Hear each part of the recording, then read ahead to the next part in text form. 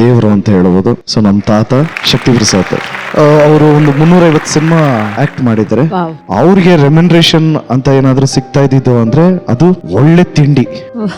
ಆ ಸೆಟ್ ಅಲ್ಲಿ ದೋಸೆ ಕೊಡ್ತಾರಂತೆ, ಮತ್ತೆ ಇಡ್ಲಿ ಕೊಡ್ತಾರಂತೆ, ಚಟ್ನಿ ಎಲ್ಲ ಕೊಡ್ತಾರಂತೆ. ಬನ್ನಿ ಆ ಸಿನಿಮಾ ಮಾಡೋಣ ಅಂತ. ನಮ್ಗೇನಾದ್ರೂ ಒಂಚೂರು ಸಂಸ್ಕಾರ ಬಂದಿದೆ ಅಂದ್ರೆ ಅದು ಅಲ್ಲಿಂದಾನೇ ಬಂದಿರೋದು. Very nice. ಇದು ರಾಜೇಶ್ ಸರ್.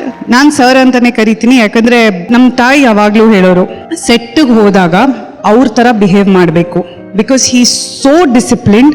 ನಮ್ಮ ಕನ್ನಡ ಇಂಡಸ್ಟ್ರಿಯ ಬಹಳಷ್ಟು ಲೆಜೆಂಡ್ಸ್ ಅಲ್ಲಿ one of most popular legends ಅಂದ್ರೆ ಅವರಿಂದ ಬರೀ ನಾವಲ್ಲ, ನಮ್ಮ ತಂದೆ ತಾಯಿ ಕೂಡ ಅವರಿಂದ ಕಲ್ತಿದ್ದಾರೆ.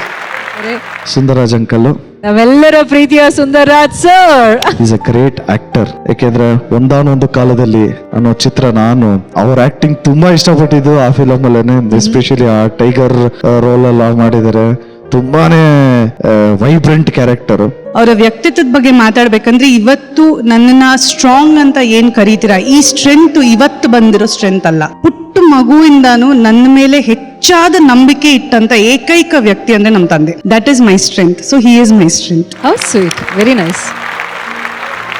ಪ್ರಮೀಳಾ ಜೋಶಿ ಆಂಟಿ, ತಾತ ಮತ್ತೆ ಆಂಟಿ ಒಂದ್ ಸಿನಿಮಾ ಮಾಡಿದ್ದಾರೆ, ಬಂಗಾರದ ಜಿಂಕೆ. ಬಂಗಾರದ ಜಿಂಕೆ. Oh, wow. ನಮ್ಮ ಸರ್ಜಾ ಕುಟುಂಬಕ್ಕೂ ನಮ್ಮ ಅಮ್ಮನ ಫ್ಯಾಮಿಲಿಗೂ ಈಗಿನ ನಂಟಲ್ಲ ಇರೋದು. ಇನ್ಫ್ಯಾಕ್ಟ್ ಅವರು ಕಬ್ಬನ್ಪೇಟೆಯಲ್ಲಿ ಇರ್ಬೇಕಾದ್ರೇನೆ ಅಜ್ಜಿ ಮತ್ತೆ ತಾತ ಅವ್ರಿಗೆಲ್ರಿಗೂ ನಮ್ ಅಮ್ಮನ ಅಪ್ಪ, ಅಂದ್ರೆ ನಮ್ ತಾತ ಮೆಟರ್ನಲ್ ಗ್ರ್ಯಾಂಡ್ ಫಾದರ್, ಅವ್ರು ಎಲ್ರು ಪರಿಚಯ, ಜೊತೆಗೆ ಫುಟ್ಬಾಲ್ ಆಡ್ತಿದ್ರಂತೆ.